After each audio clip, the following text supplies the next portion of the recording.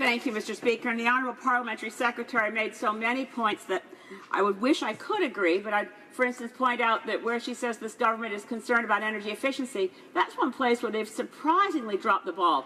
Bringing in new building codes is great, but it only applies to new buildings.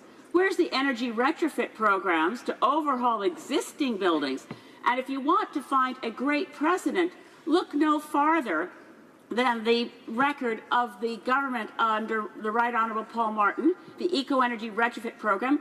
The budget brought in 2005 and the climate actions there brought forward by the Finance Minister, who is now the Minister of Public Safety, so you could pass him a note and ask for details, had more climate action than anything we've seen to date from this government, and buying a fossil fuel dirty bitumen pipeline instead of refining the product in Alberta so we can use it locally makes no sense for the economy and is absolutely, well, it's sabotage to our Paris goals. Sabotage.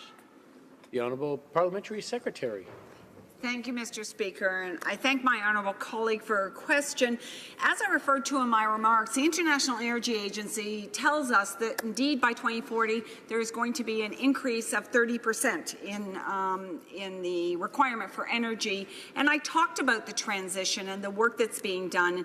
The innovation that is happening in the oil and gas sector particularly is very profound, and I have the pleasure of hearing more about it than the average member. And I would encourage her to get a briefing to learn more about what's happening in that sector. But I will say generation energy, as the member will know, where 380,000 Canadians contributed to a conversation about Canada's energy future and what it looked like. And energy efficiency was a major part of that discussion, and I'm looking forward to the member opposite working with us as we move towards looking at energy efficiency, whether it be residential, commercial, industrial, or the like. And so, as I said, I look forward to her working with us on that.